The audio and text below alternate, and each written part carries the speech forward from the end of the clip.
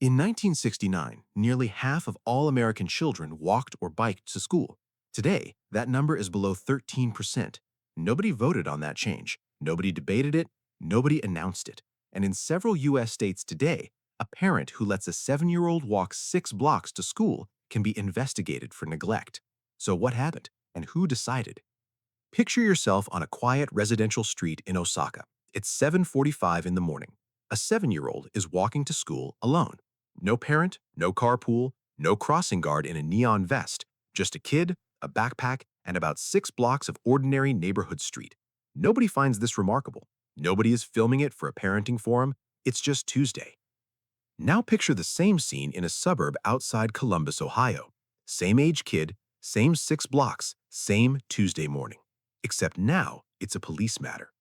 So how did walking to school go from the default American childhood experience to something that requires a legal defense?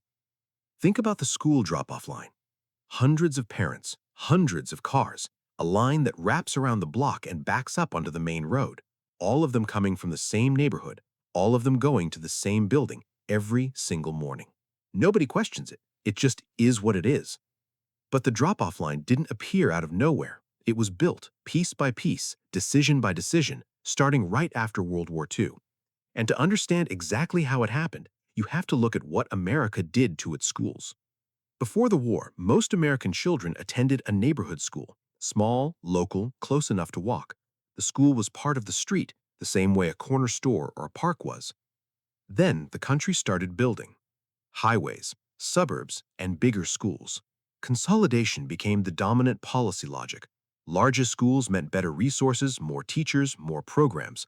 Small neighborhood schools were closed by the thousands, replaced by large regional campuses placed on the suburban fringe, surrounded by parking lots, accessible mainly by road, and nowhere near where most children lived.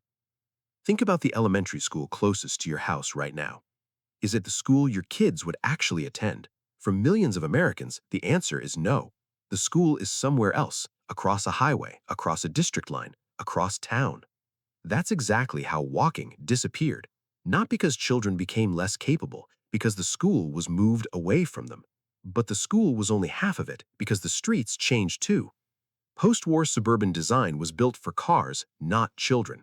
Wider lanes, missing sidewalks, no crosswalks, cul-de-sacs that dead-ended into arterial roads with no way across.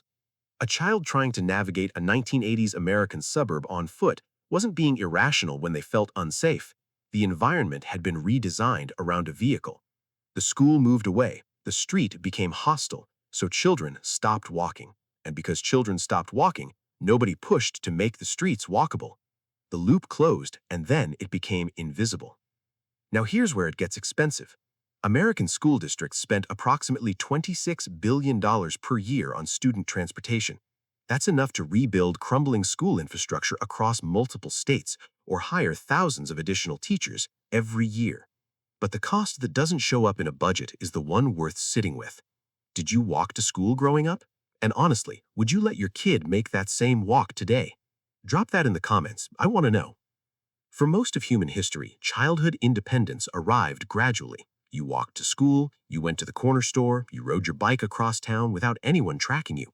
Independence wasn't handed over all at once. It accumulated one small trip at a time. The walk to school was never just transportation. It was the first daily experience of navigating the world without a parent's hand. It's why most of us can still picture the exact route decades later. The shortcut through the park, the corner where everyone met, the house with the dog that barked every morning. When that walk disappeared, something disappeared with it, and most of us didn't notice until much later, if we noticed at all. What most people can't identify is the exact moment it stopped being normal, because by the time we arrived, it was already the only world we knew, a childhood reshaped by a policy nobody voted on, nobody debated, and nobody announced. It just quietly became the way things are. If this is the kind of thing you think about, subscribe. In the next video, we're unpacking the hidden reason why American suburbs stopped building sidewalks entirely. See you there.